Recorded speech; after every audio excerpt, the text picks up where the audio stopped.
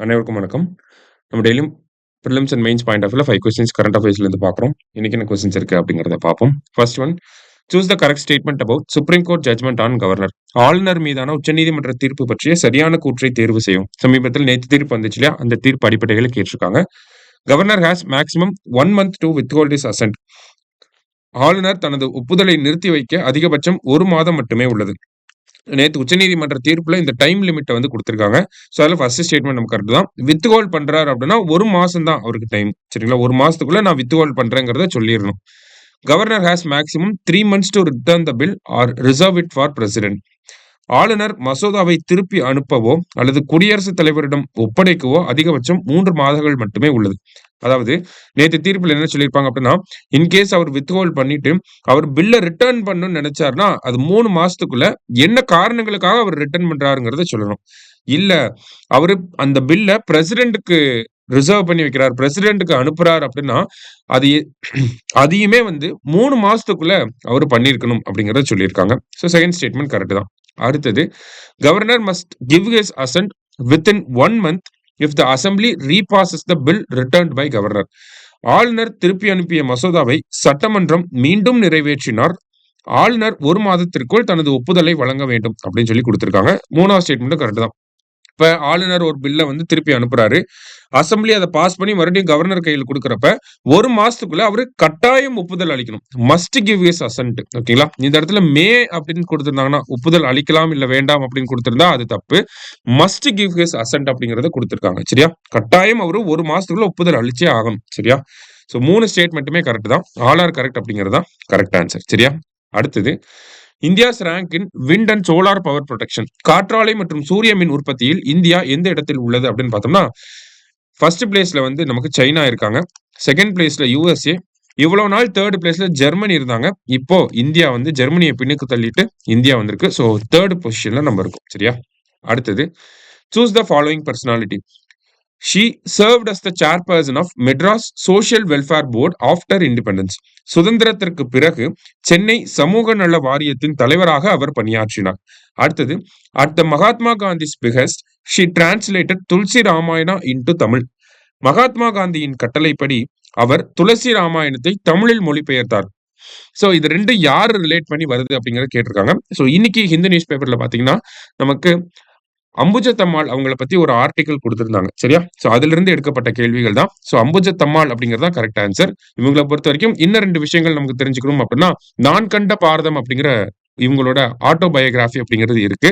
அதே மாதிரி ஆவடி காங்கிரஸ் செஷன் 1955ல நடந்திருக்கும் இல்லையா, இந்த ஆவடி காங்கிரஸ் செஷனோட பிரசிடென்டா யார் இருந்திருப்பாங்க அப்படின்னா அம்புஜத்தம்மாள் தான் இருந்திருப்பாங்க. சரியா, சோ இது ரெண்டும் கூடுதலா நம்ம தெரிஞ்சுக்கிறோம். அடுத்தது, under which article of the constitution Supreme Court declared 10 bills passed by Tamil Nadu legislature as considered to be assented by governor. அரசியலமைப்பின் எந்த பிரிவின் கீழ் தமிழக சட்டமன்றத்தால் நிறைவேற்றப்பட்ட 10 மசோதாக்கள் ஆளுநரால் ஒப்புதல் அளிக்கப்பட்டதாக கருதப்படுவதாக உச்சநீதிமன்றம் அறிவித்தது அப்படின்னு சொல்லி கேட்டிருக்காங்க. அதாவது நம்ம ஒரு 10 பில்ல வந்து பாஸ் பண்ணி கவர்னருக்கு அனுப்பியிருப்போம். ஓகேங்களா, கவர்னர் என்ன பண்ணிருப்பாருன்னா அந்த பில்ல வந்து ரிட்டர்ன் பண்ணிருப்பாரு. சோ மறுபடியும் நம்ம பாஸ் பண்ணி கவர்னருக்கு அந்த பில்லை அனுப்பிடுவோம். மறுபடியும் பாஸ் பண்ணி கவர்னருக்கு அனுப்புனப்ப கவர்னர் என்ன பண்ணும், ஒப்புதல் அளிக்கணும். அவர் ஒப்புதல் அளிக்காம என்ன பண்ணிருப்பாருன்னா பிரசிடென்ட்டுக்கு மாத்தி விட்டுருப்பார்.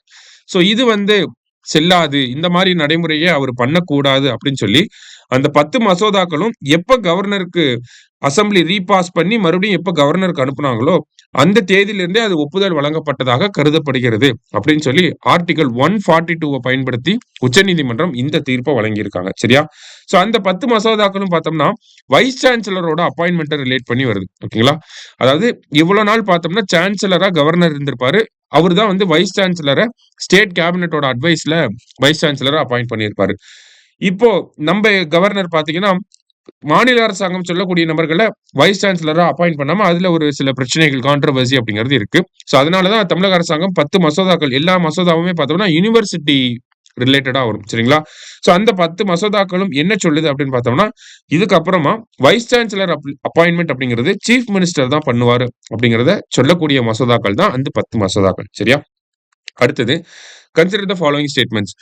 Genome India project genotyped 10,074 healthy and unrelated Indians from 85 population groups அப்படின்னு சொல்லி கொடுத்திருக்காங்க.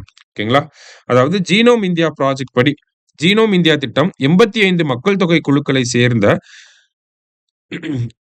10,074 ஆரோக்கியமான மற்றும் தொடர்பில்லாத இந்தியர்களின் மரபணு வகையை வகைப்படுத்தியது அப்படின்னு சொல்லி கொடுத்திருக்காங்க. ஸோ ஃபர்ஸ்ட் ஸ்டேட்மெண்ட் கரெக்ட் தான். ஸோ ஜீனோம் இந்தியா ப்ராஜெக்ட் அப்படிங்கிறது பார்த்தீங்கன்னா, இந்தியாவுல இருக்கக்கூடிய ஒரு 10,000 நபர்களோட ஜீன வந்து சீக்வென்ஸ் பண்றது தான் இந்த ஜீனோம் இந்தியா ப்ராஜெக்ட். ஓகேங்களா? ஸோ அதன்படி 10,074 பேரோட ஜீனோம் வந்து சீக்வென்ஸ் பண்ணியிருப்பாங்க. 85 பாப்புலேஷன் குரூப். இந்த பாப்புலேஷன் குரூப்பை எப்படி பிரிச்சிருப்பாங்க அப்படின்னா, ட்ரைபல், நான் ட்ரைபல் அப்படின்னு சொல்லி பிரிச்சிருப்பாங்க. ட்ரைபல், நான் ட்ரைபல் அப்படின்னு சொல்லி பிரிச்சிருப்பாங்க. ட்ரைபல்ல பார்த்தோம்னா 32 பாப்புலேஷன் குரூப், நான் ட்ரைபல்ல 53 பாப்புலேஷன் குரூப். ஓகேங்களா? ஸோ இது எதற்காக இத பண்ணியிருக்காங்க அப்படின்னு பார்த்தோம்னா, நமக்கு இந்த ஜீனோம ஐடென்டிஃபை பண்ற மூலியமா அந்த ஜெனடிக் முடியும். சரியா? அதுக்காக தான் இத பண்ணியிருக்காங்க.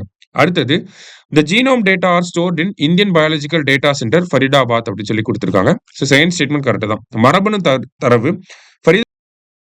உயிரியல் தரவு மையத்தில் சேமிக்கப்பட்டுள்ளது அப்படின்னு சொல்லியிருக்காங்க. ஸோ செகண்ட் ஸ்டேட்மெண்ட் நமக்கு கரெக்ட் தான். ஓகேங்களா? 2மே கரெக்ட். போத் கரெக்ட் அப்படிங்கிறது தான் கரெக்ட் ஆன்சர். சரியா? ஸோ இன்னைக்கு 5 கொஸ்டின்ஸ் பார்த்திருக்கோம். Thank you.